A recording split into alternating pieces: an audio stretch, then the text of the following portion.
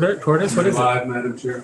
Okay, welcome, folks. This is House Corrections and Institutions Committee. We are running a little late this morning. There was a lot of activity with constituent folks up at the cafeteria, so people were pretty tied up. We're going to be doing this morning with Department of Forests and Parks on their section within the Agency of Natural Resources section. We're going to start with section 9 on our spreadsheet, and that is page 50 in our book. And they also have one piece of the clean water section. We're going to start with section 9. So we've got some folks here from Forests and Parks. And I am assuming you are Danielle Fitzko? I am. Thank you. Welcome. Interim Commissioner, that's right. Yes. Commissioner Snyder, no longer, huh? No, I'm a new face. Is he enjoying retirement? Does anyone know?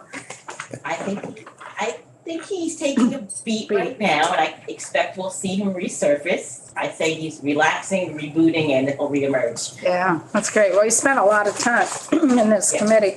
Also, while I think of it, we also have a land resolution. Yes. That we always deal with. It deals with, excuse me, properties within the Department of Forests and Parks sometimes that needs to be exchanged for other properties.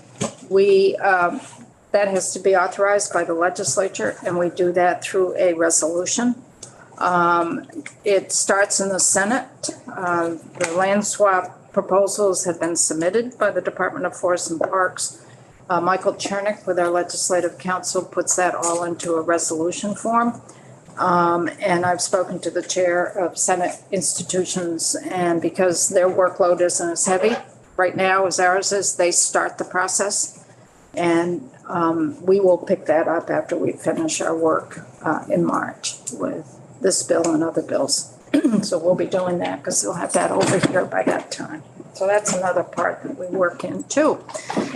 So this committee, we deal with lots of things. Thank you for that. We are meeting with the Senate next week. Good. Great. Thank you.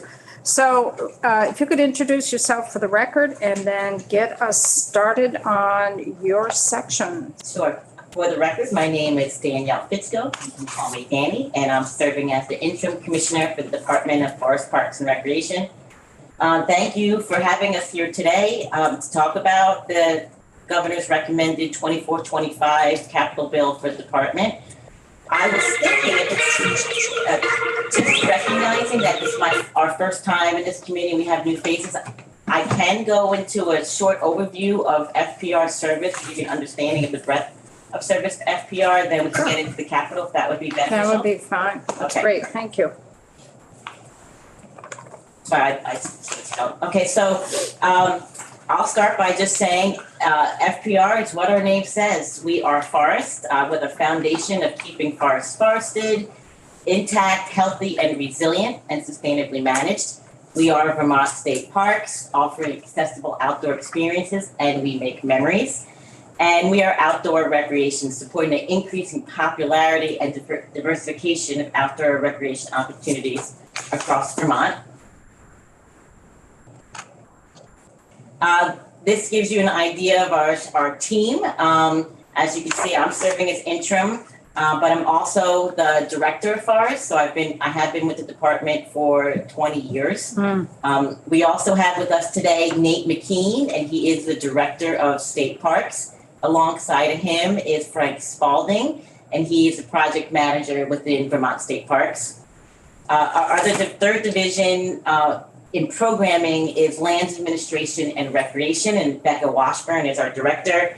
And then our business office, which is like the heartbeat that keeps things moving and provides service to the whole team.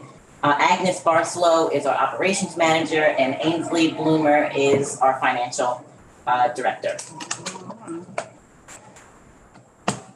I'll give you a quick just overview of the breadth of services we provide in the forestry division. We have 6 primary program areas. We start with forest protection first because that's our forest health team is within protection program, and the foundation of what we do is keeping forests healthy. They even get up in airplanes and monitor every year. We also have a small wildland fire program. You may not realize that we have wildland fires in Vermont, but we do. And we're all about prevention and being able to respond if needed. Private lands program, 80% of Vermont's forest land are privately owned, so they're on the front line, primarily working with the use value appraisal program. 2 million acres out of 4.5 million forested acres are enrolled in the forest land category of UVA. State lands, Agency of Natural Resources has about 360,000 acres. In forestry, we oversee the planning, all those, and oversee the management of around 200,000 acres. That's a bucket primarily really where capital focus. Urban and community forestry, think about downtown Montpelier. This program works with municipalities to green the gray. Forest economy, think about from foresters to loggers to truckers to sawmills to the end product. They work with forest-based businesses, which actually is a $1.4 billion industry in Vermont. Probably not recognized as much because we hang out in the woods, but 9,000 people in the forest economy. And then lastly, watershed forestry. Anytime we're doing forestry operations, we want to make sure we're protecting water quality. So that's quickly Team Forestry. You're going to hear a lot about Vermont state parks today. We have 56 developed state parks.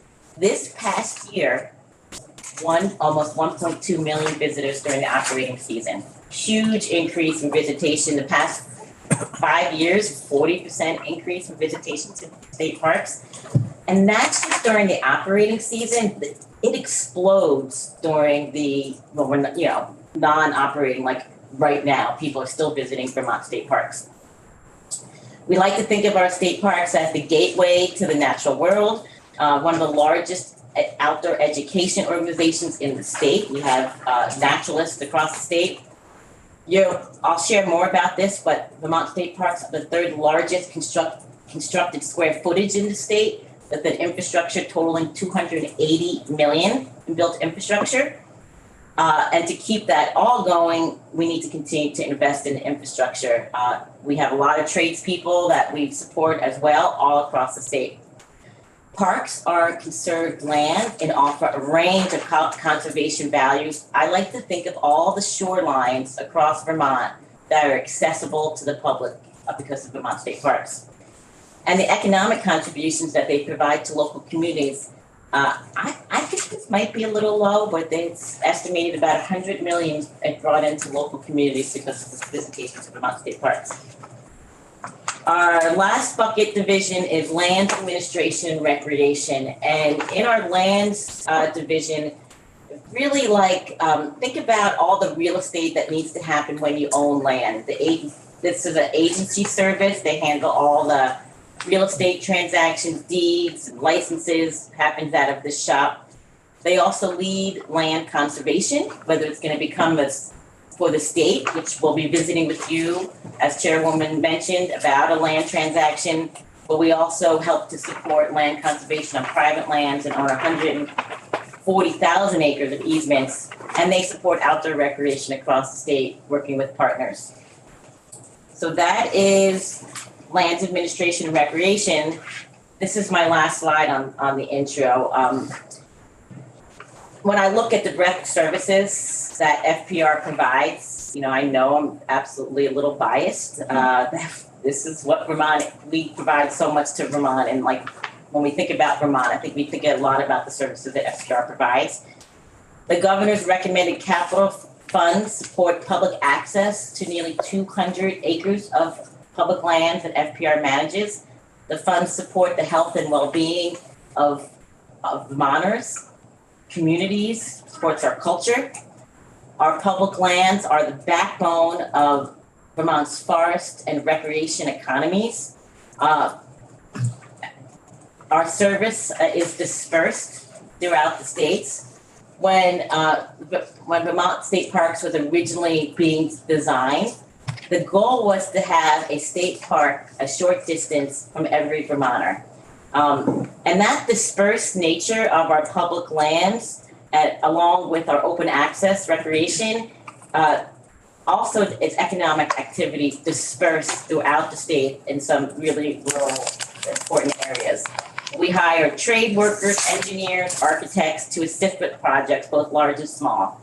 From Maidstone to Woodford to Alberg to Fort Dummer, recreation, economic activity, and opportunities span across Vermont. That's FPR, so I could stop and ask any questions if you want about our service and our work. That's what I was gonna do. Yeah. So Troy and then. No. Oh, okay. Connor, I saw that little hand. You have to keep them on the table. Wait until I read the faces. Connor, then John. All right, thanks so much, Commissioner. We have a pretty active tree board in town here. You probably know John Snell a bit. We do. And they've got me all the way freaked out about these emerald ash beetles here. So just wondering what Forest and Parks is doing as far as like mitigation, prevention of that. Yes, thank you for the question. We have been actively engaged in working with municipalities and really the whole state about emerald ash borer. The threat is real. We do have EAB in Montpelier. And we have been supporting municipalities in inventorying ash trees, helping them develop plans to mitigate the public risk when the trees do get infested with EAB and then they do become a high risk. And we also have been providing funding to help mitigate that risk, removal and tree planting afterwards. And even survey and monitoring. You all have a great survey and monitoring programs. You're one of the, I would say Montpelier is cutting edge on preparing and responding to EAB, but it's real. We're working on it in Vermont State Parks too, because there's the risk. Just so everybody knows, it's emerald ash borer. It's an invasive pest that's now found in Vermont and it infests ash trees. We expect it to kill most ash trees across the state. Once it's infested, it's 3 to 5 years, the trees die and they become a real risk. The sooner you get the trees down, the cheaper it is to remove them. So we preemptively remove. But there's about 160 million ash trees across the state. Now, not all of them are public health, it's a public risk, but certainly street trees are. So we work to protect them with partners. Thank you. John? And by protect them, you mean take them down? Yeah, we protect Preemptively. Yes. We can treat trees, but yeah, we're It's protecting really the public. expensive and doesn't succeed. Okay, anyway. Selectively treat. Okay, that wasn't my question. Line 94 in our budget has 3.5 million for 24 and 3 million for 25. We're not there yet, John. Well, still a question for her. I know, but we're gonna be doing this in the PowerPoint. Okay. We're gonna be going through this. So that's a little ahead of, she's just giving the summary of Forest and Parks, and then we're gonna be going through each of the line items here for that. I'll ask a general question. How are the conditions of the state parks? There. I would Gonna say go that in they're that. doing great. We have a wonderful crew, a team that works year round. And I think, as you know, we bring about 400 seasonal on during the summer, which is an amazing feat to do that. But it also brings young energy to the state that sometimes fall in love and stay. So I think they're doing great. Visitation, I said, with 1.2, our record this year. Chip and then Wayne. So I just wanted to ask about those purple boxes that were hanging on a lot of ash trees. That were they to capture or to test trees? Yeah, so those are what we do to survey if emerald ash borer is present in the area. Okay. So this is In the they have area, attracted yeah. to them, and so that's how we detect early if it's EAB is Okay. present in the area. Okay, thank you. Wayne, then That kind of John. ash borer is down in Pennsylvania, and there's some large stretches with a lot of dead ash, but do you really think it's gonna extirpate Burns the good. ash, or do you think are there pockets or places where they're not getting to, no natural predators or anything like that? Yeah, I would love to come in and give you the big overview of emerald ash borer if you're interested. We do expect it to come across the state. It won't kill all ash trees. Typically, the younger trees will be able to withstand that damage. We also have released biocontrols in the state, so it's a parasitic wasp that actually goes after the emerald ash borer. We release those when we have enough population, so it has something to actually feed on. And we think that balance of the biological control and more resistant ash trees, in the future, we will see ash on the landscape, but we will see a die off as it kind of goes across the state. We monitor where it is. We make sure we have good communication out to municipalities, to Agency of Transportation, to all those individuals that are managing vegetation. John? Are there ash trees that survive? I know that like the butternuts, there's a few that have survived that have proved resistant. The Victory elm is another species that seems to be resistant to the Dutch elm disease. Is there anything that? There are some that they call lingering ash, and there's active research going on breeding ash that could be planted out. We may be able to see ash trees planting on the streets again. We wouldn't recommend it now, but we do expect there is definitely some ash that are more resistant, even within the species of ash, because the white ash is green ash, there's black ash, so there's different vulnerabilities really to the pest. And what's the latest bug that's lurking at the border? We're watching quite a few that are affecting oak. There's oak wilts. There's a beech nematode. So we have the whole health team. We can give you a 101 on what we're watching out for. And we're lucky to have a team. It could be depressing sometimes, but actually Vermont forests are doing really good, which is great. I think it's called the Asian horn beetle that showed up in Massachusetts. We've not seen that, and we do not want to see that. It likes maple trees, and we know we love maple trees too in Vermont. So let's move on with the governor's recommend on our spreadsheet. This is line 94 through 99. Yeah, and I kind of just wanted to start off and give you sort of like a framing of how I think we should look at the capital requests the governor's recommend into like three buckets. Lines 94 to 96 are really within Vermont state parks. That developed area where it's fee-based and we invite visitors in have more of a developed nature to them. Lines 96 to 99 are really investments that are outside of those developed state parks.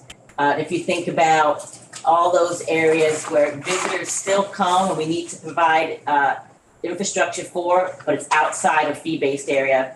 And then the last bucket, which is section 9, line 119, is that clean water appropriation, which is all A&R lands, not just FPR, to support water quality improvements on roads and access areas.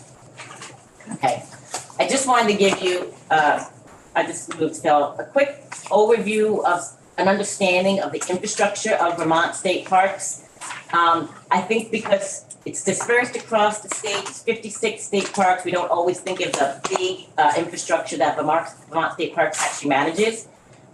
What you're looking at now is the value of structures of the different agencies across state government. And if you look, FPR, because of Vermont State Parks, is number 3. So it's the third biggest infrastructure asset holder in the state. Most of Vermont State Parks were constructed in the 30s and the 60s, so a lot of it's historic. They have 36 public water systems. They have hundreds of wastewater systems, 220 campsites. There's beach areas, 40 miles of underground water and wastewater piping, and hundreds of culverts and bridges, with combined with about $280 million in assets. So just trying to give you a scale of what we're dealing with. When we start to look at the square footage, again, FPR comes in third with over 500,000 square feet of structure. Frank pulled this stat up for me. I think it's pretty awesome. If you look at a typical home, about 2,000 square feet, FPR carries about 315 Vermont homes as we're managing. We have 12 year-round maintenance technicians. So each maintenance technician managing about 26 houses. Trying to put it in context for you. And then if we the nature of Vermont state parks is different because we have a lot of structures across the state. And we have over 1,000 insured structures. And that really can help tell the story of the Vermont scale that we operate at. They're much smaller in many cases. last year, we gave out that actually past 18 months, 120 different vendors we paid 5.6 million out of the capital bill. So about $45,000 per contractor. So just showing how that money gets spread around the state. Okay, if we're looking at now on section 9, line 94, infrastructure rehabilitation and improvement. We have for FY24, 3.5 million, FY25, the recommend is 3 million. And we really break those out into 4 buckets of work. We have small scale projects, think roofs, electrical systems, fixtures, sort of like the components of larger infrastructure that are planned and organized at a regional level. We have an emergency wastewater reserves fund that we have, as I mentioned, a lot of wastewater systems, and when one fails, typically during the summer season, we want to be able to go there and make quick repairs as needed. If we don't need it, that money gets wrapped up into the larger scale initiatives. We have smaller scale linear capital investments, think bridges and culverts to keep people can access the parks. And then we have larger initiatives, think like bathrooms and showers. And these are think also about the circulatory of the parks, like the wastewater and water system, and also all that underground piping. Right now, we have 5 to 6 years of projects already designed and engineered in the pipeline, ready to go. We have a great relationship with facilities engineering out of Department of Environmental Conservation. Just want to, in addition to what I shared with you, as we sort of look at our capital improvements, we kind of put them in 3 buckets. If you can imagine that we have this front-facing, public-facing customer care. That's the toilets and the playgrounds. We also have that system care, which is the water system, the wastewater, electrical system. And then there's also the employee care. With 43 full-time staff and 400 that come in the summer, we need to have housing, sort of the back of the house type support, service centers for our employees that support the Vermont State Park. So we kind of look at it in those big, broad buckets. So that's for the 3.5 and the 3 million. That's what I had for that one. So in previous years, you've received about 5 million per year. So this is about $1 million cut. Is that because your projects are getting backlogged and having a harder time getting them out the door due to supply chain issues or staffing issues? Or is this a real cut to what you're I think it's, when we look at what's recommended here, there's just, from the governor's office, a lot to balance. When we have, our estimate is we have $280 million in assets. When we asset plan, at a 40% lifespan, 2.5%, we should be reinvesting about $7 million a year. We are ready to go in the pipeline, but we also completely understand all the needs across the state. So the $3 million is, we will be able to move it and get good work on the ground. So you took one for the team. Wayne? So you're not able to use any of that Infrastructure Jobs Act money for any of your stuff? Not able to? The federal one? We have ARPA money that we're using right now for 3-acre stormwater and for some water systems, right? Yeah, there was one water system. One water system. So we do have some of the ARPA money, American Rescue Recovery Act funds. But the other one's the Infrastructure and Jobs Act money. And I wonder if We don't have any of those. Yeah, you should qualify. It sounds like you might qualify. that really hasn't been on the radar. I don't know if it's still coming or it hasn't reached us. Thank you. Yeah. No, I'm just wondering, you're thinking of the water and sewer piece of it? Well, some of the infrastructure stuff could be for a variety of things. I thought it was beyond water. It was beyond water, but it could be water too. So has there been anyone in your department or in the agency as a whole looking at the infrastructure bill, the federal infrastructure Well, bill, to certainly- see if it applies to any of your projects? Certainly, the Department of Environmental Conservation is moving a lot of money right now. Right, but that's a different Yeah. entity completely in terms of you folks. So has there been any look-see in terms of any of your projects that might be able to qualify? That's something. Yeah, I think I really appreciate you bringing this up, and it's something that we will absolutely go back and investigate. Because that might help. Yeah, because we're going to be starting markup next week. Okay. So that would be helpful to see if there's any opportunities there. I mean, there probably would have to be a state match. So the sooner we can find that out. Yeah. The sooner we can find that out, the better, because then we can make some adjustments if there are some things available. John? Under the slide, employee care, how staffing has it affected your operations? House staffing is something that we are in need of. Because as we mentioned, many people come from out of state to Vermont, and we want to make sure that they do provide housing. And so I think it has been a little bit of a struggle for us, but I'm going to actually pass it to Nate or Frank to kind of give you a better understanding of our park housing. Yeah, was that for park housing or for just staffing in general? Just staffing in general, Oh, staffing in especially general. temporary. Yeah, this time last year, we were in a panic for sure, and we did a lot of work with HR and did a market study. And we were able to elevate some of those pay rates for seasonals, particularly with the minimum wage creeping up annually. So we kind of reconfigured our whole pay scale. So now, last year, we still had parks who were struggling. The full park staff may break out with COVID. It was a very, very challenging year last year, as well as very successful. This year, we're feeling just much better with the amount of applicants that we're getting. We usually get about 1,200 applicants, and we're right on track for that. And so we're feeling pretty good. It's really hard to manage such a large park system on just 100% on seasonal employees, but we're feeling like we're kind of getting back to the norm. And the quality of applications are really good. Yeah. Thank you. So in our park systems, are we allowing, or are we building up our infrastructure for water and sewer hookups for the RVs that are coming in? Are we starting to do that? I'm going to pass it to Nate to tell you. I know we are in some cases, particularly for like our volunteers that come in. Yeah, Okay. and Danny started to talk about it. Park housing is hugely important for us. We bring about half of our park managers come in from out of state, and it's really a gateway to Vermont for many of them.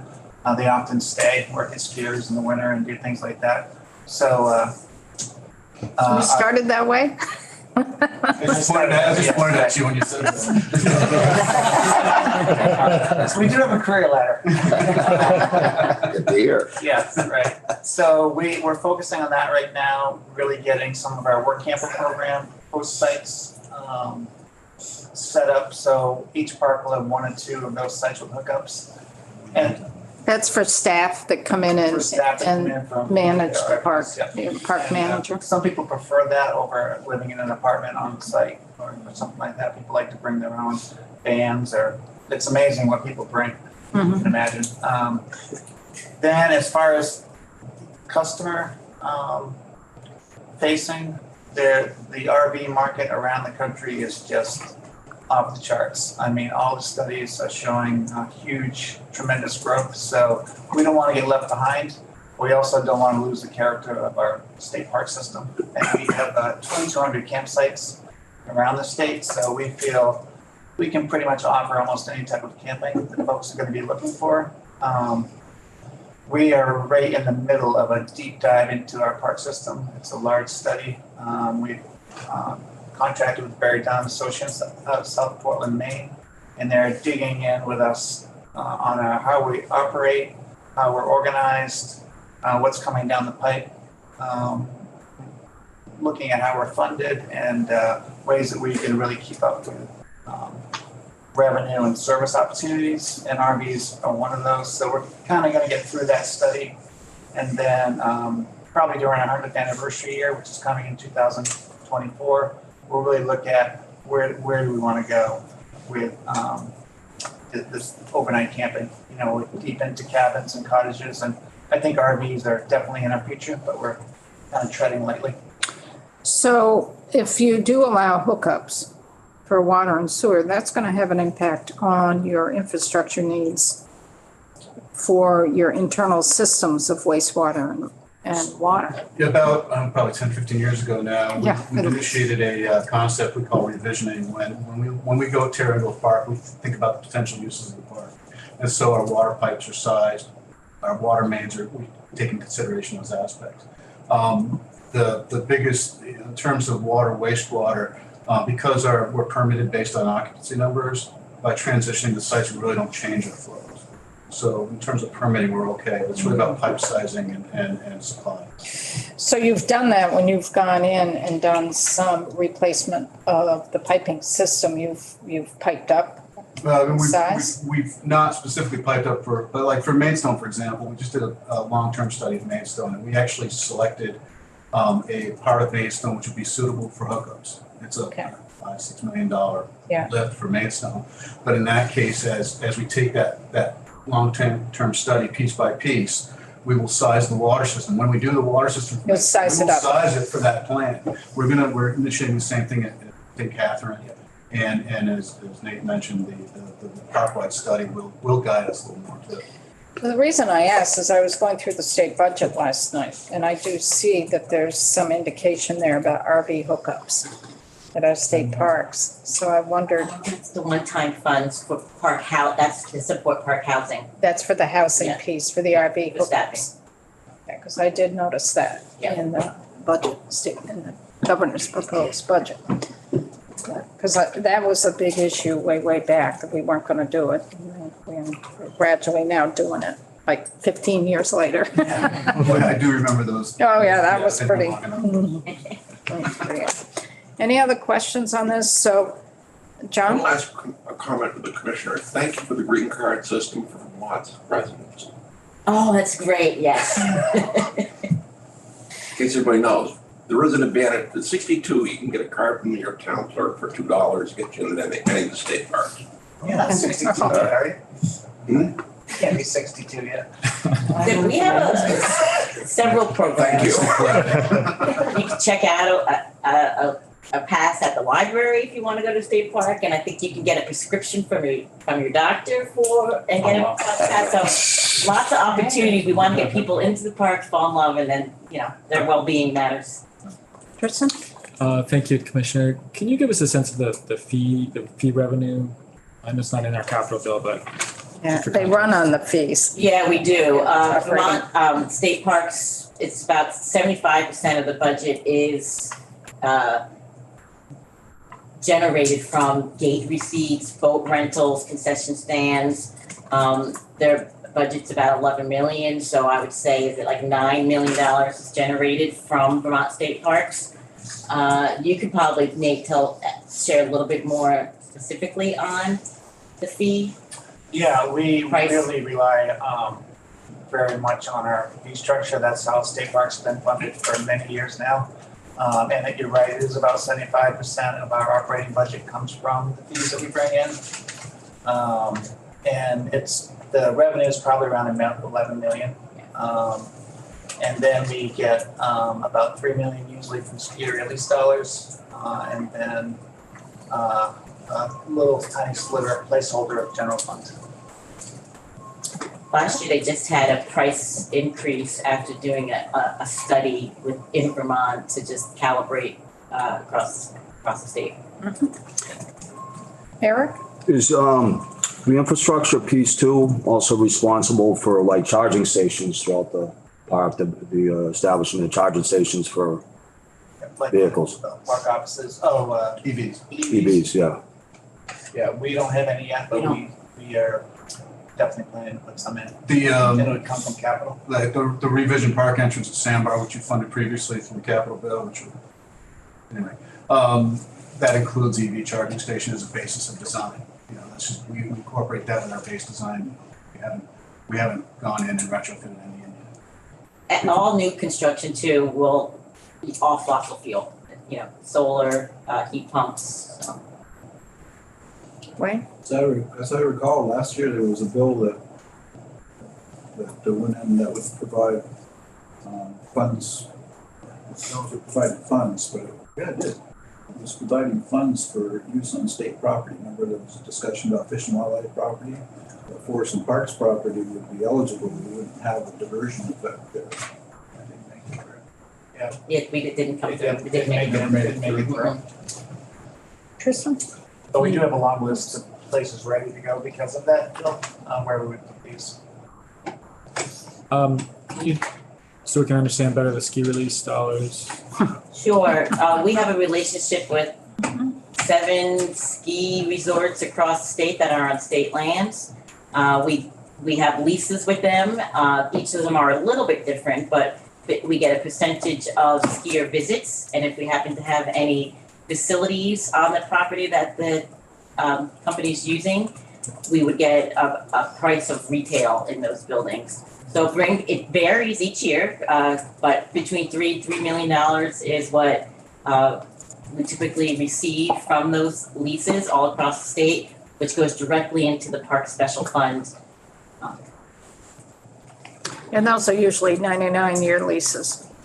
Some We of have them. our first one coming up in 10 years in Bromley. Bromley.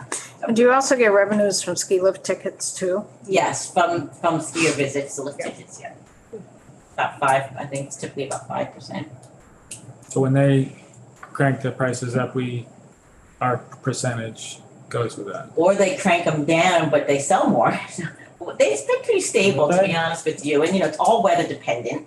Big events matter, like when the Killington didn't have the race one year, that's an impact. So we can't always predict, but we try and average it out to understand what we think we're gonna get each year. And just like even with visitation to state parks, you hope the weather's good. Thank you. Anything else on the infrastructure? So you're gonna look in your world to see if there's any projects in your world, particularly your major maintenance projects, that would qualify for the federal infrastructure bill. And then if you could get back to us within a week on that would be really helpful. So the next line is line 95. This one is the replacement of park maintenance facilities at Gifford Woods, which is in Killington and Groton. These are really sort of the back of the house to maintenance facilities. But they support public-facing efforts. These 2 shops actually service half of Vermont's state parks.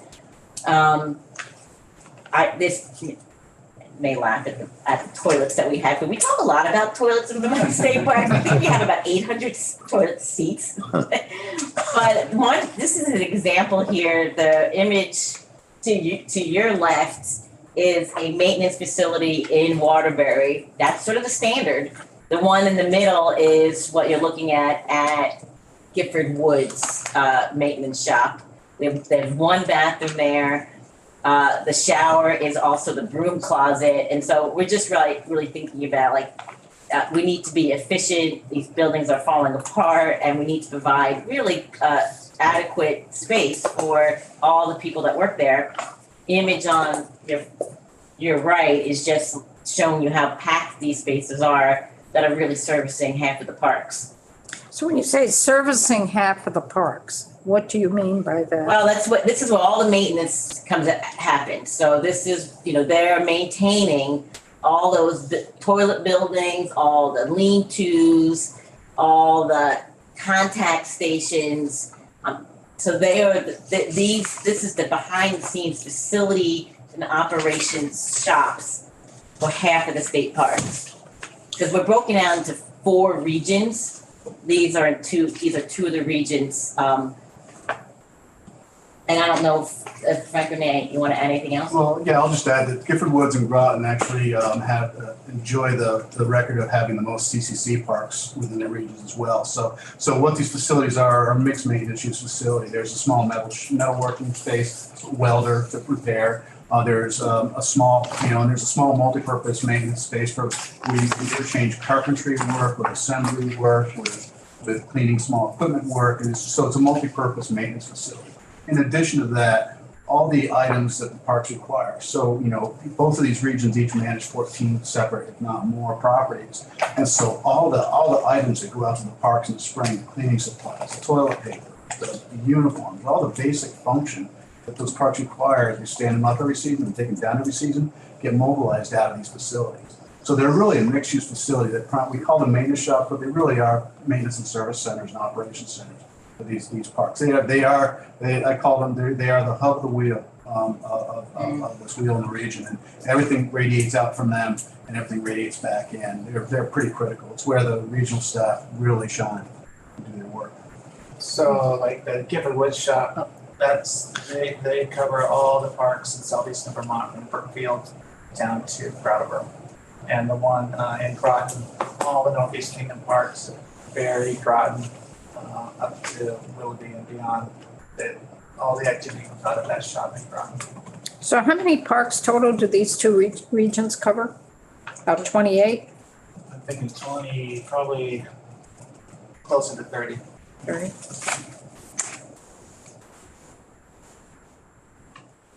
Yeah, some of there's, they're parks different scale, so some are more intimate than others. And there's non-park properties that also manage. So how many employees are usually staffed at Gifford and how many at Groton? About 8 to 10. At each one? Like permanent staff, and then certainly during the season, we have more staff coming through there, right now there. Is that correct? Yeah, it ranges between the two locations because we have the 4 permanent maintenance technicians, and then there's the coordinator and the facility manager, all those different positions that are there. In addition, the regional staff often work from that location, the regional operations staff, the operations manager, the other operations manager, and then the staff just blows up in the summertime as we bring on some of those 400 people. Some of those positions are maintenance assistants that help with the care of the parks. Our trail crew works out of the Groton facility as well. So I'm just envisioning that this is like a district highway garage. Yeah. Sort of. Fewer trucks, yeah. Yeah, fewer trucks, but people are coming and going. I mean, you're not stationed there all day long, working there all day long. There are some that might be, but the bulk of them are on the road delivering supplies, repairing whatever needs to be repaired for equipment from the parks. So there's $3 million being requested for the committees coming out of cash. What's the $3 million gonna get you? Well, we know it can get us one built, and we're hoping it's going to get it. And we're going to start with Gifford Woods, and we hope that it's going to get us some of Gifford Groton done as well. We're probably about 80% done on design for them. With inflation and everything else, we're not quite sure, but we know we can get one done, and we're going to do our best to invest whatever else we can in getting Groton done. So you're gonna, okay, so which one do you have 80% of the design done? Both of them we have designs done, that we're that far along on the designs. So when you say that you've got the design done, is that ready to go out to bid? Yes. The design documents I think, out to bid? I think we are right at that cusp of finishing up the specifications and getting them. We are going to be ready to bid these. We would be ready to bid these before you voted the money out. So you'd be ready to go to bid by spring? Yeah, that was our goal actually, because we're trying to sync the construction with the park season so that we're not moving stuff twice. All that stuff I talked about being mobilized out of the shops. I'd like to mobilize it out of that shop and then take the shop down. Would you be going out to bid for both of them or just for the Gifford? I think we would start with the Gifford. We really need to see what the market brings in terms of cost. So the 3 million you're thinking would get you through the construction, all the construction for Gifford, and maybe a little bit left to get you started on Groton, which then means that you'd be back next year for more money to finish the Groton. So that's what we're gonna have to balance as a committee, folks. Because this is cash. So if we decide to use the cash for this, and we know it's not gonna do both, then it sets it up for next year that we're gonna have to get bonded dollars. So that's what we have to balance out here. So do we do cash? Do we move this over to bonded? Do we just cut it to just do one project? Do we keep it cash, cut it just to do one project? We don't know. Those are the options for the committee to figure out when we do markup for that. Because the cash may be there and the cash may not be there. So if you've got, the designs are 80% complete, and if you don't get the money, what then happens? You've been working on this for a while, right? So if you don't get the money, what then happens? Yeah, you funded the design of the last biennium, so that's the money we've been using for getting these designs done. You or the legislature. We've done the design to develop the program that's required to take care of these parks. If we don't get this funding, we will have to, and the answer is we're going to have to limp along in these facilities until we do. The reason Gifford is up at the top of the list is because it has, the architect that did the review just said this is at end of life.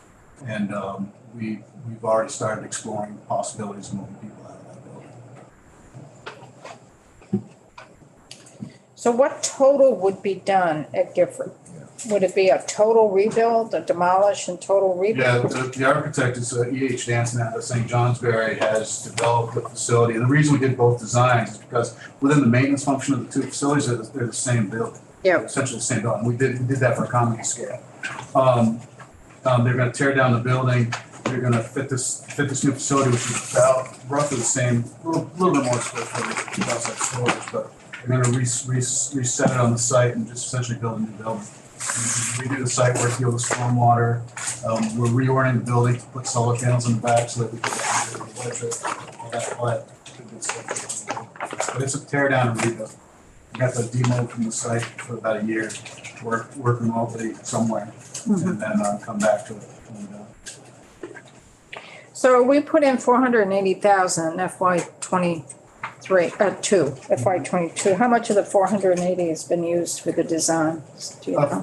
We're about, I don't have the number right from it, so I'm going to say we're about 3/4 of the way through the money.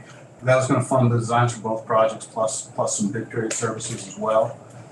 The other part of that money was to fund stabilization of what's called the CCC barn at the Groton campus. That's an 90 years this year. That's an 80-something-year-old structure that we've been using for maintenance for the last forever, and it's the foundation basically shot on it, and we're trying to preserve that both as for historical context of the site, but also just as cold storage.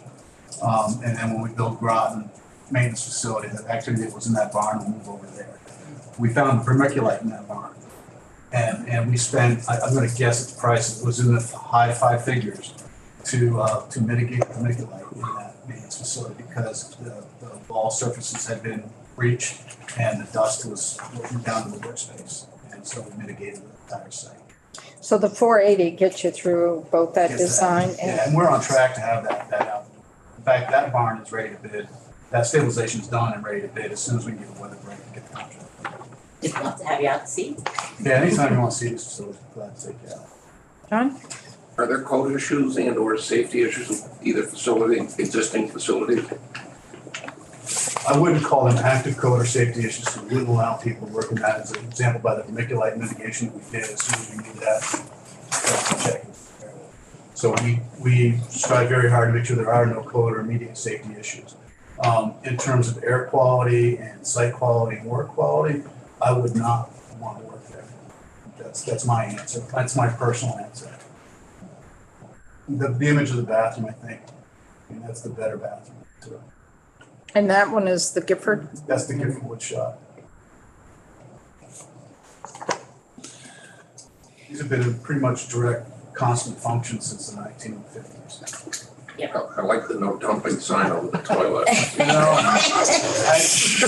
You want that little humor. It's a guy thing. Does it not go in? Does it go in? Does it not go in? That's probably older than the building. Yeah, better than a pinup.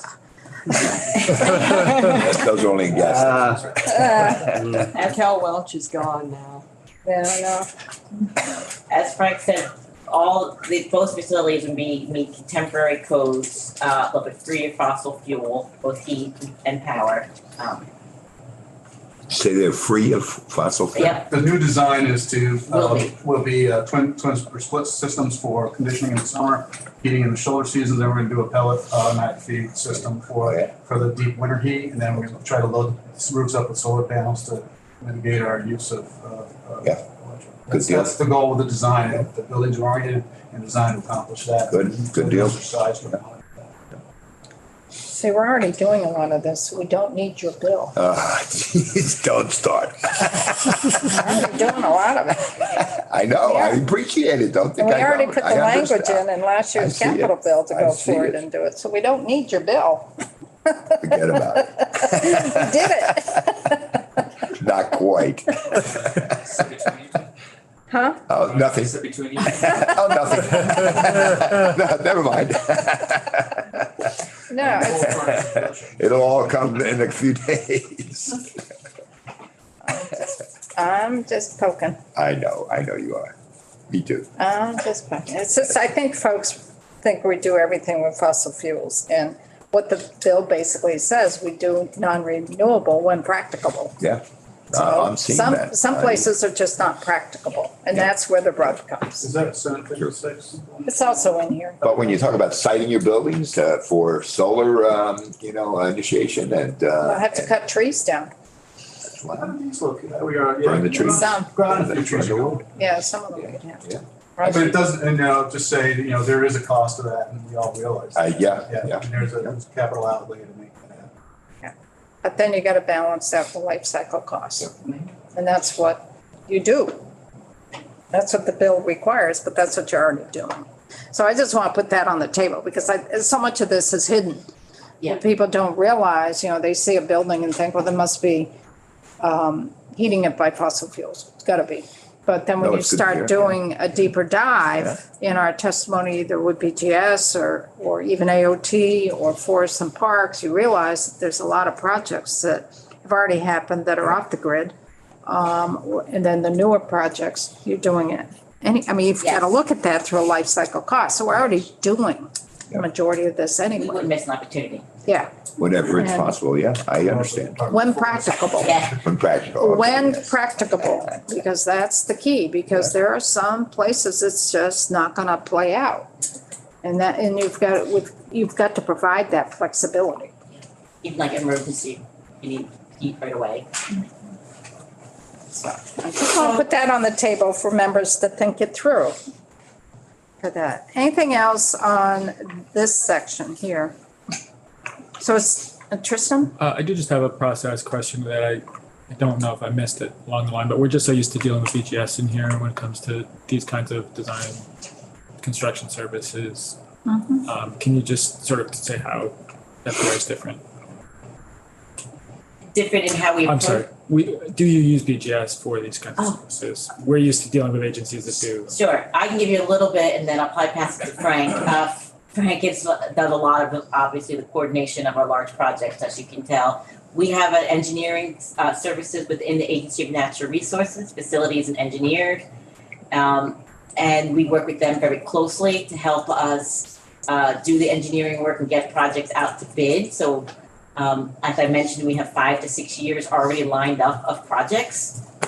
And then we do a lot of contracting out, but I'll have Frank add on to that. Yeah, just point of clarification, the Commissioner of FPR has statutory authority to manage the buildings and structures on FPR land management. That's explicitly pulled out of the government. Paraphrasing the statute, but that's the authority the Commissioner carries in FPR. So we handle our own design and construction coordination. That being said, BGS is certainly our partner. And we talk very closely with them about a lot of stuff. And we use the purchase and contracting services to bid these large projects because they have expertise in that area and we rely on that. So we have certainly not put ourselves in a silo. The facilities engineers we work with pretty much exclusively do all our water sewer work. because they know it. And when something breaks, like that emergency fund, when one of those 100 system goes down, Yeah. they are out in the field that afternoon devising a solution. So it's a great partnership. We do contract out a lot. The CH Dancing contract was an RFP I developed and worked with the facilities engineering to put out. That is a process we're running. We will carry that finished project to be just bid out on our behalf, just a contracting arm. So that, I hope that explains it well. Very helpful, thank you. Yeah. I knew you had the answer. Okay, let's move to the 3-acre Yeah. rule. This is our stormwater 3-acre parcel. So one more slide. Yeah, so this line item is to help us upgrade our stormwater systems to meet the 3-acre stormwater rule. We are part of the regulated community and must meet the requirements to protect water quality. We have approximately 119 acres of impervious footprint in 19 of our parks. So the funding that you see here for the next 2 years is helping us assess and design those systems that will be needed. We know we need to have a timeline to get this work done, and so we're on a plan, and then this helps us get those plans done, and then we can implement. For example, last capital bill, you funded designing and engineering, and then we were ready to go and take advantage of ARPA funds and in Underhill State Park and some other parks. We'll get that work done. So this is really to help us meet those water quality requirements. Chip?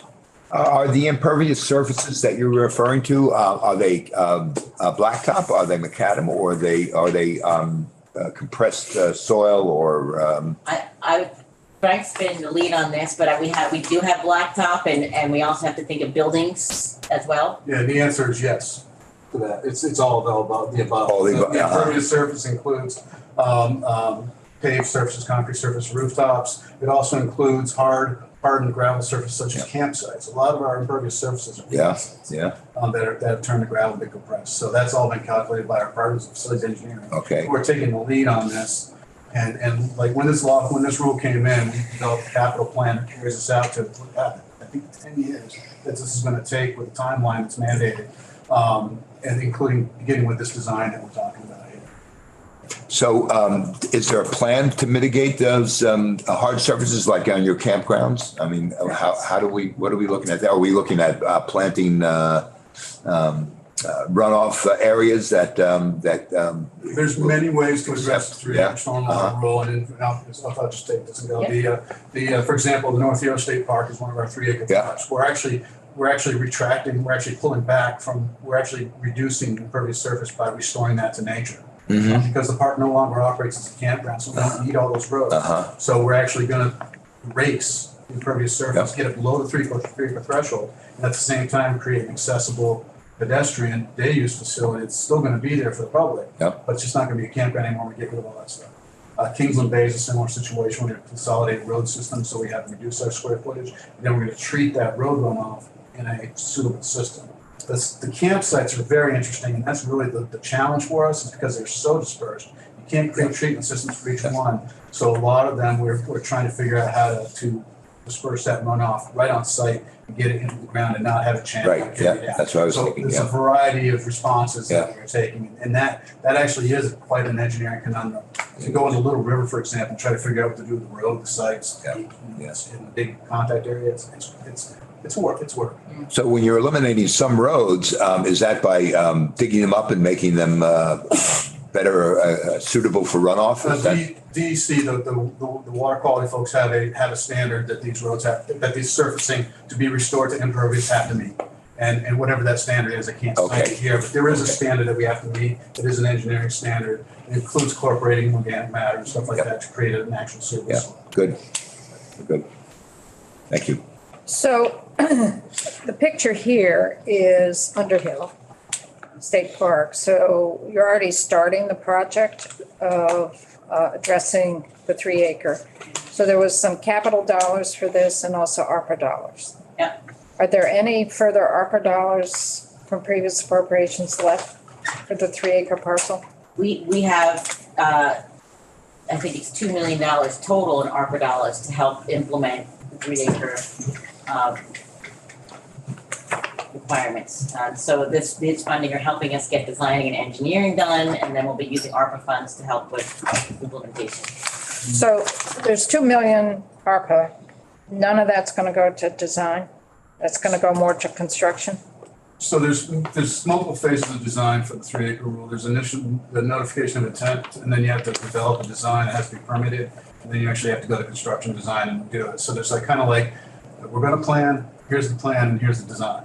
So a lot of the money up front is like, we're going to plan, and here's the plan. And then the design, when you get to the nitty gritty and the construction drawings, is actually more funded out of the construction funds. To the extent we can stretch these funds and get to that final design, we will. But there's so many steps in the process. We actually have active stormwater permits for 19 parks now. Nothing's been designed for them. We have active permits. They require annual inspections now and all that stuff. And so the engineers are really working on that initial footwork to get that done. And I lost track of my thought, but How much of the ARPA money is going towards planning design? How much is going towards I construction? think when the ARPA money comes along, like for example, for the North Hero Park, the North Hero project and Kingsland Bay project, Underhill is pretty much done. It's just the road, so it's pretty easy. But for like North Hero and Kingsland Bay, the hard engineering for that, and there's like, we just pulled a wetland permit for like $1,000. That's being paid for out of ARPA because this budget wouldn't support that hard engineering that's required when you get down to the nitty-gritty. So ARPA money will pay for that nitty-gritty engineering. Does that make sense? Mm-hmm. Okay. So the 250 would get you what? How many designs? Still design, construction? What's the 250? That'll get us our notices of intent. That'll get us our notice of intent done. That'll get us the preliminary designs that have to happen, be submitted. But it won't probably get us the hard designs to get us to construction. Because there's a timeline dictated into the rule that by this date you have to do this, by that date you have to do that. And then this gets us to those dates until we have to do the hard design and do the construction.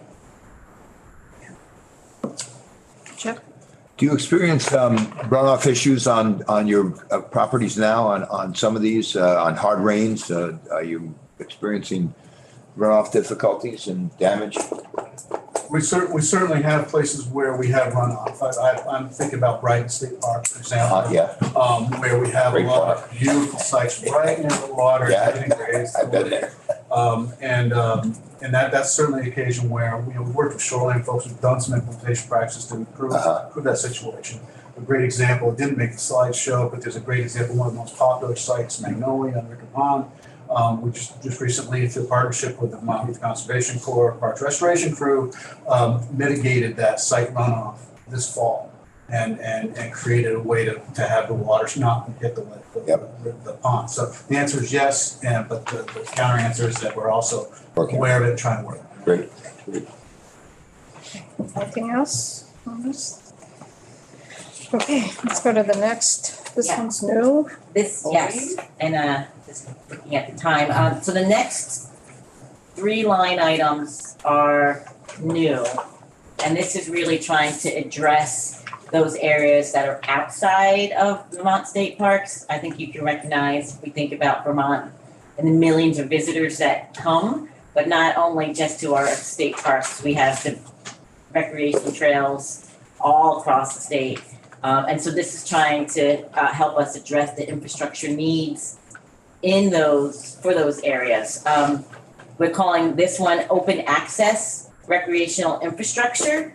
And I have an example here.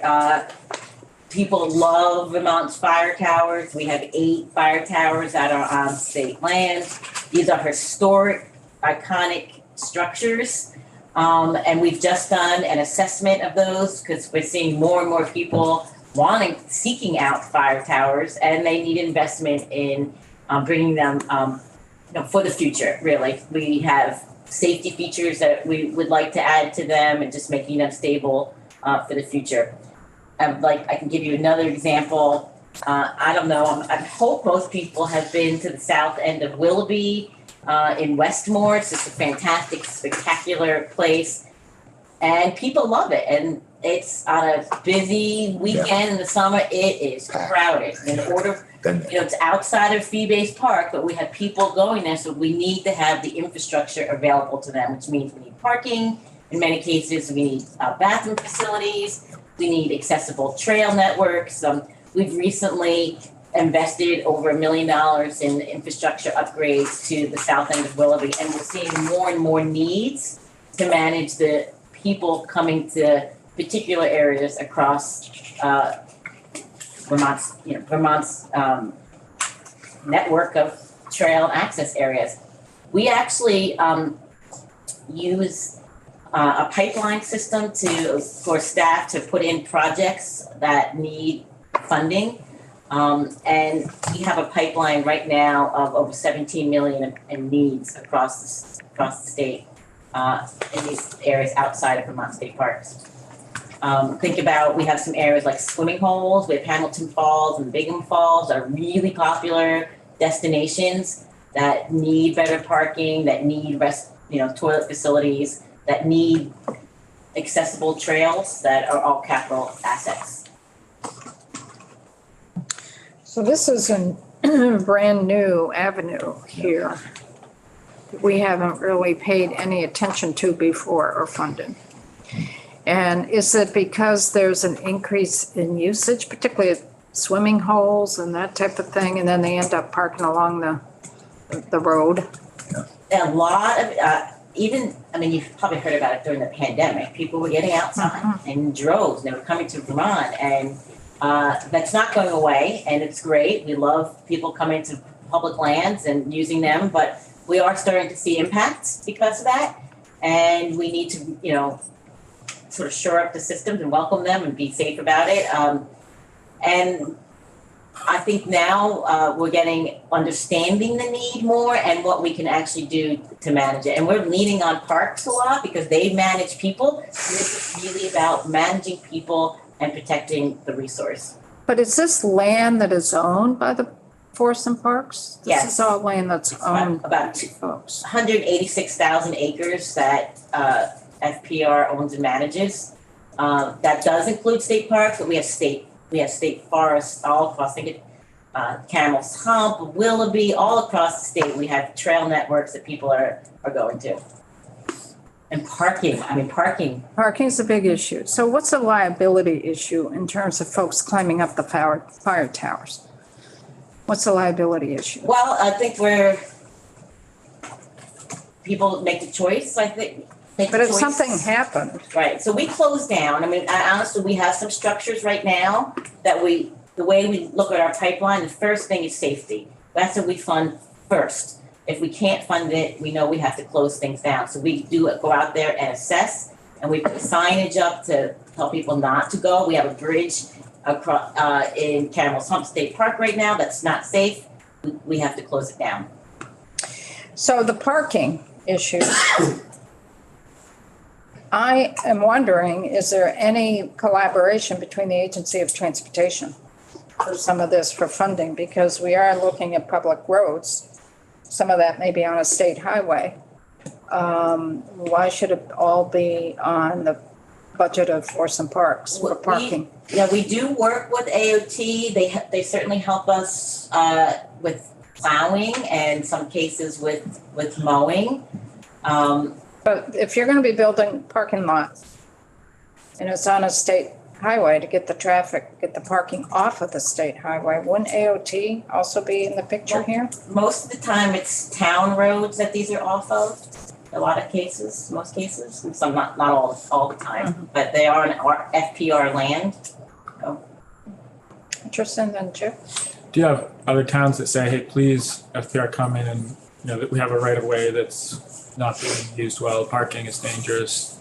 Do you have relationships where they say, come in and please help with this project? We work a lot with municipalities, certainly our key partners, and in many cases, actually, one of my next slides is actually about parking along town roads, and certainly on sunny weekends and people are lining up. It's important for us to be identifying access areas and building parking to get them off the road.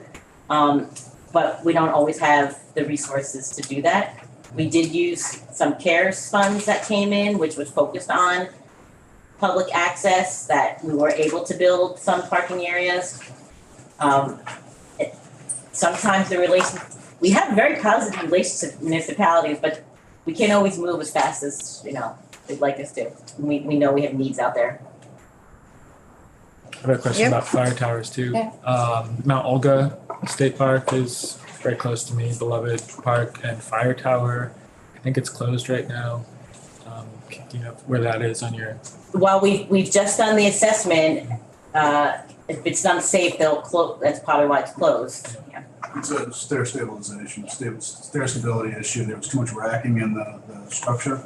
So the engineers that contracted them doing the survey have devised a bracing system that it's installed will mitigate that issue. The first flight was like a suspension ladder. Absolutely, that's what you experienced why we closed it down. We have. However, I was disappointed. It's a real highlight, and it draws. I mean, that the Hogback Mountain pull-off from Route 9 there is one of the busiest tourist destinations in the state. I mean, cars that park and leave again, and that's a beautiful part of it. We're 90% done with, I think, designs for the fire towers. It's been an effort because we know we need to plan ahead. Chip?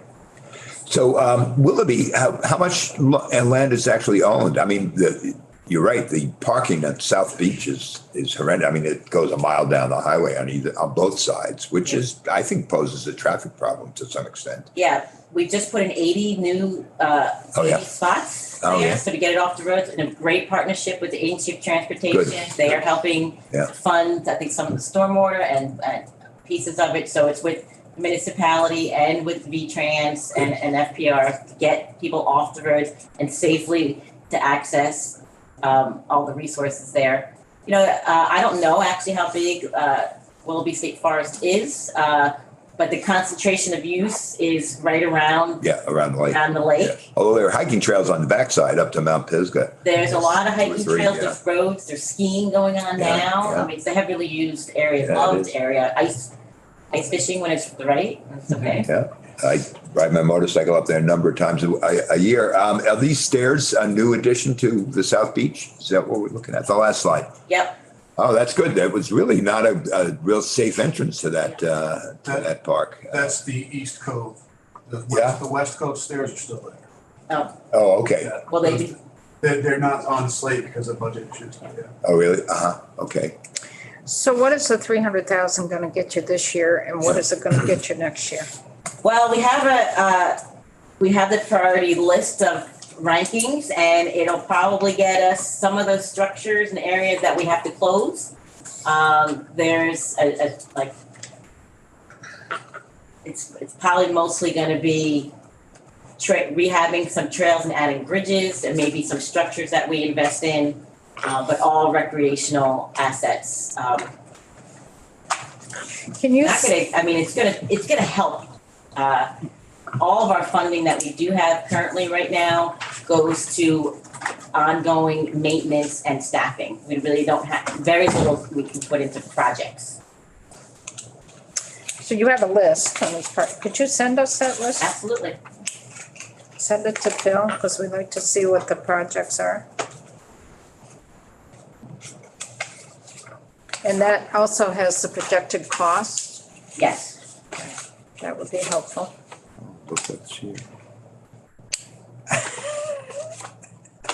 I gotta think about that one. Would you like me to go to line 98? Sure. Yep. Okay. This one is called Implement Best Management Practices at State Forest and Recreational Access Points. This, again, is about public access and use, but it's married with water quality standards. What you're looking at here is Monroe parking lot. This is in Camel's Hump. You can see what we talked about, cars lining up. We built a parking lot to get the cars off the road and made sure that we were managing for stormwater at the same time, which is really important. So this would have a focus on access and also investing in making sure that we're, doing our best with water quality. We have, again, in Camel's Hump, there's a 5.5 mile trail to the top of Camel's Hump. When we identified over 300 spots along the trail that needed total rehabilitation, We've done 128 spots, but there's 170 more to go, and that alone, just to rehabilitate that trail that has gotten wider over the years with infrastructure needed. And you can think of the pandemic, everyone was said 6 feet apart, and people were hiking 6 feet apart, and everything just got even wider. And so in order for us to rehabilitate that trail, manage stormwater, that project alone is coming in at $1 million. If you go to the next slide, you'll see this is Mount Philo. This is the type of work that this can also do on trails. You can see the investment in stairs and bridges. Before this was done, those were major erosion areas, water quality concerns. And we can go in there with hard infrastructure to make it more accessible for people and protect water quality. So do you also have a list of projects? Yeah, it would be the same list, but we would make sure we have that water quality lens attached to it. That helps The us. same prioritize. list as what? The one I just shared about the recreation, the $17 million list. We prioritize, and then we can also identify if there are environmental quality improvements like water quality, we'll be able to pull that out. So if you're doing a project for the access of recreational infrastructure, whatever that may be, you're also incorporating the BMPs? Yeah. Within that? So it's on the same list?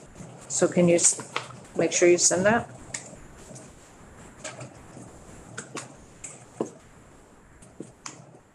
So this is new in terms of funding to the capital bill. When did you start doing the BMPs? Well, I think we have a more focus on doing the BMPs as we continue to learn how to better build trails sustainably in all of our work with recognizing clean water. These are not necessarily attached to phosphorus reduction for the TMDL, but we know they're important erosion points and want to make sure we're thinking about water quality. I think we've been doing them progressively better all the time, and now we have standards that we work to meet.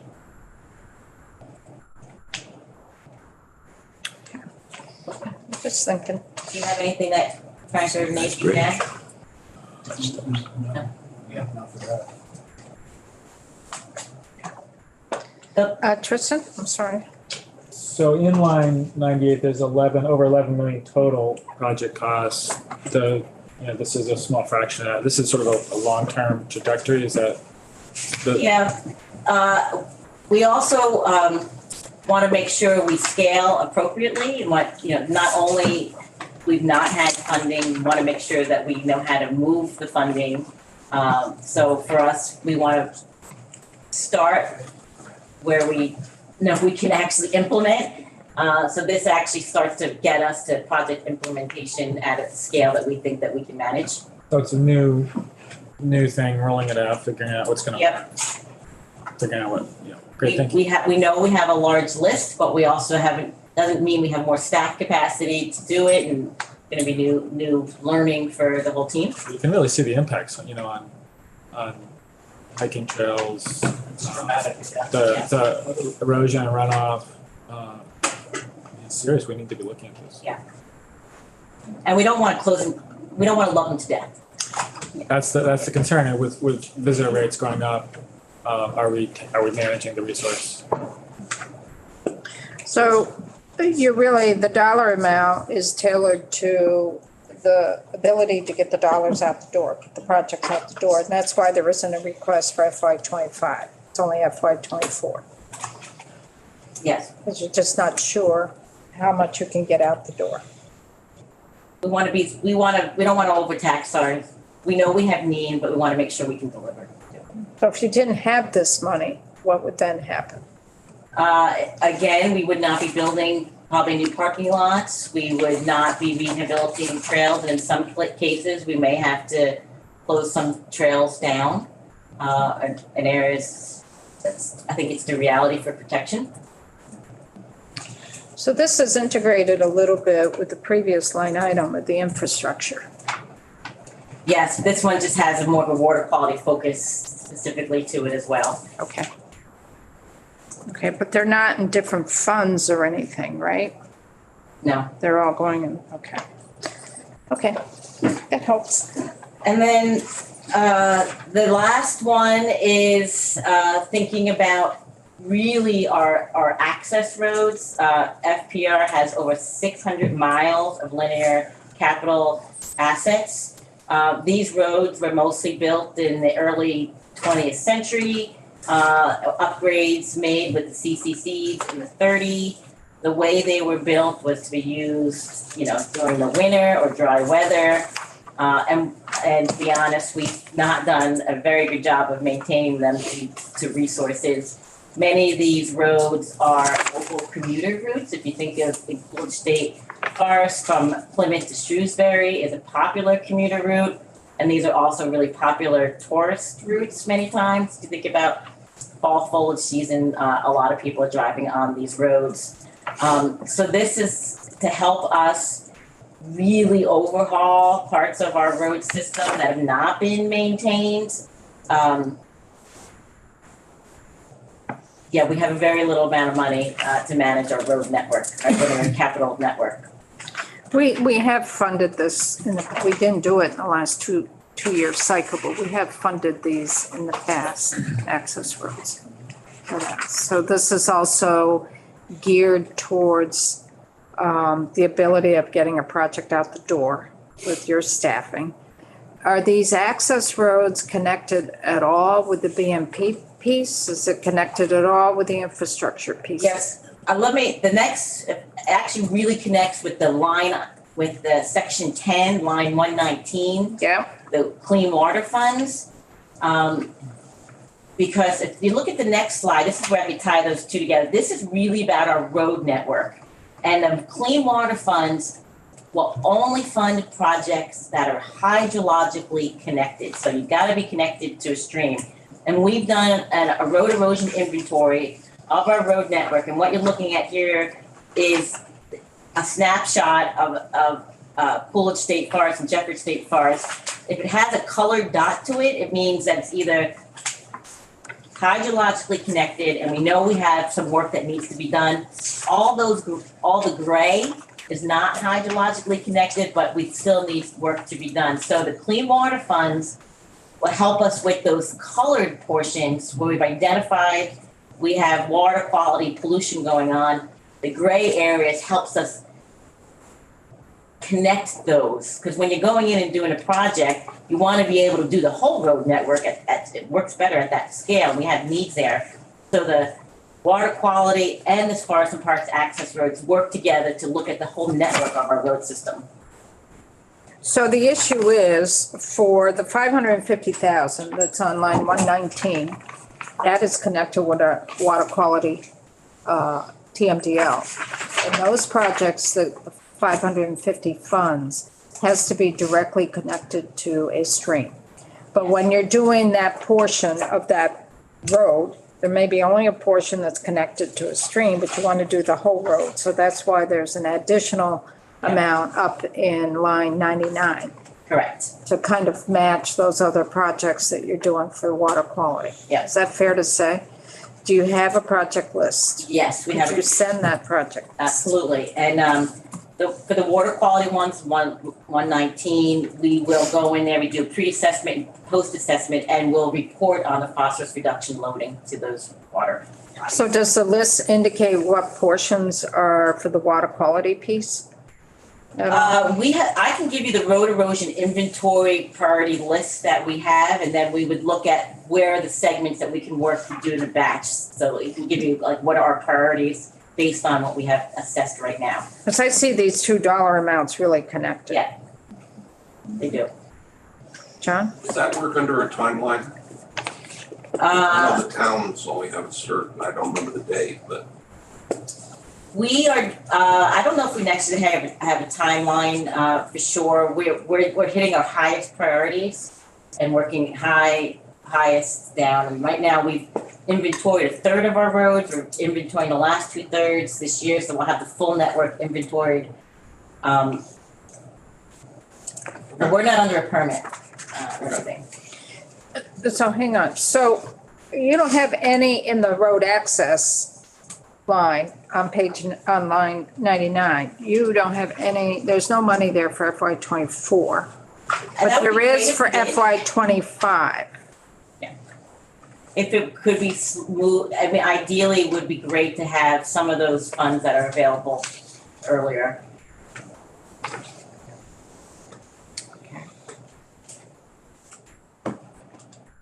Okay, because you are matching those with the water quality ones below, and we're not gonna know the clean water section until next year at this time. We're not gonna know what's gonna be in the FY '25 column for those projects.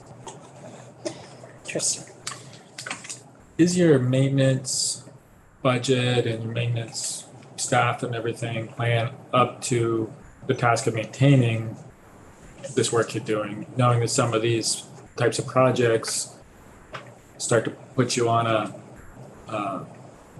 putting ditch stone in for water quality, and you got to come back and maintain that. And once you get on that wagon, you want to stay on it. We want to be at maintenance and not having to rebuild these networks of roads. We have, we contract out most of this work. I think if we can get to the maintenance point, that'd be fantastic. Our staff is really good at working with contractors across the state if they have the resources to move it. Right now, we're doing a lot of, emergency responses when necessary and haven't been able to keep up this network. I'm gonna add for the Parks 3 acre stuff, we are concerned about the ongoing maintenance of those systems, because a lot of these are fixed, hard systems that, according to our permit, are gonna have to be maintained. So I'm gonna require that the contracts that go out for these constructions also come with a contractor's estimate to replace or service the systems, so that we have established a maintenance or at least a rehab budget now, so that we can start planning for these 10, 20 years down the road when we are going to have to think about renovating these systems that do have a limited lifespan. So we're not only getting into the money to build them, we are getting into the money to maintain them at some point in time. And I would hope we would get past needing capital investments always on our roads, because we would be able at the maintenance point. We can do that with other funding. Can I follow up on that? This goes back to another earlier line, but I think it sort of applies across the board here in terms of, for example, South Willoughby Beach. Would you ever add a sort of voluntary non-staff sort of fee donation for accessing a resource like that? That is something we have been thinking about. How do we bring in resources for these non-fee-based areas? We actually had a Tufts University do a study for us last year. I think that's something that we need to be considering. How do we bring in revenue to support these open access recreation areas that we're calling them? Frankly, some of these practices you're putting here as capital improvements are just good maintenance of gravel roads. So I'm concerned that you're underfunding that and then coming to the capital budget for corrective practices. One thing I'll say about the maintenance piece is once we can get the project complete, whether it's on a trail or a road, it makes the maintenance easier. The road is brought up to standard best practices, and then it's just as simple. It's not just an annual headache and constant attention. Yeah, I agree. Wayne? This 3 acre rule, is that hydraulically connected? What happens if it's not hydraulically connected? That's what we're spelling all over the parks right now, because it's all, the 3 acre rule is just about impervious surface. So it's the funding supports removing and treating impervious surface. There's no, as I understand, there's no connection. There's no requirement that it be hydraulically connected. So it might not be actually causing any kind of actual runoff in any water body, but you still got to work on it. Well, it gets assessed. If it's not causing runoff and there's nothing to treat, then it's probably going to flow through and not require any correction. So that's what we're trying to do with a lot of the sites is just, basically just say, okay, they're disconnected. So just let them be, just make sure they stay graded and maintained. And then, okay, you take those off the board. Okay, now we're just dealing with the roads. And those are channeled and create connection. And the same thing on there. Sometimes you get water bars or something that are going into the flat forest. In many ways, we can manage that runoff, and we're going to exercise every way we can. Yeah. Okay, good for good reason. So you've touched on both the road access roads, forestry access roads in the front part of your presentation, and then this is the water quality, and they're sort of connected. Any other questions on that one? Okay, we've got a lot of little pieces going on here. Yeah. This is more than usual, a lot more than usual. So we'll see where we head here when we do markup. Thank you for your time. We'll see where we head here. Anything else from you folks? Michelle? When I was looking at the spreadsheet at the start today, I noticed that you had actually requested, I think, 10 million, and then the governor's recommend was much lower than that. So I'm wondering, what are the kind of projects that you were hoping to do that had to get delayed because they didn't go into the governor's recommend? This is for the parks infrastructure ones. I'm thinking that's what it was for. Parks you have a list as well, and so I think they're going to be thinking about what doesn't get done, and I think probably Frank and Nick can talk to you more what is not going to get done. Yeah, you took one for the team. That's what it was. You took one for the team because you had to stay within the 54 million, and there wasn't any cash that was put into this because it's an ongoing. So it's a $2 million and a half cut per year, because you've been at about 4.55 million. And that got beefed up a lot over the past few years. So they took one for the team. And we are grateful to get the consideration of the one-time funds for the maintenance.